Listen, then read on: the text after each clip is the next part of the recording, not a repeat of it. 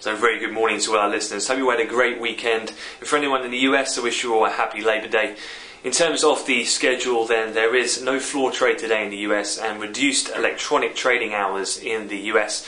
So overall, no calendar events coming out this afternoon of real key significance for the North American markets, and volumes as well as price action very much expected to remain pretty subdued for the next few hours, particularly as well as we head into some key events later on in the week, namely being the ECB interest rate decision and press conference this Thursday.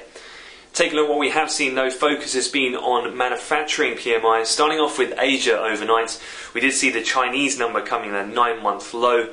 However, their non-manufacturing number did improve slightly on previous, but the general miss on manufacturing has continued over and trickled into Europe, with most of those countries and the pan-European number also missing expectations.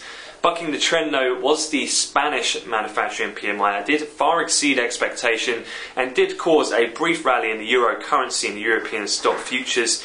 It did also see a spike of around 25 pips or so to the upside after the UK manufacturing PMI also beat expectations, and we saw a brief testing cable at around that 159 level.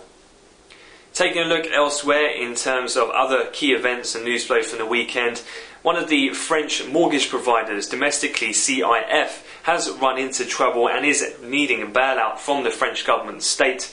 As such, then, we have seen some widening in the 10-year part of the curve in the French Bund spread, and that has also been reflected in the Belgian Bund spread as well, which has been wider by around 5 basis points throughout the morning, heading into a slew of OLO auctions in 7, 10 and 30-year duration.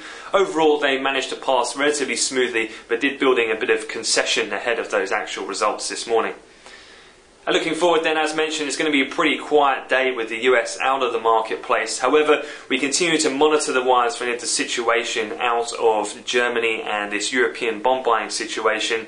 We've also seen the German government come out this morning, and they've once again clarified the situation that they continue to back that of ECB's Weidmann, and however, against press reports we heard last week that he potentially thought about stepping down, he continues to have the firm backing of the likes of Merkel, Schäuble, the finance minister, and Rösler, the economics minister of Germany.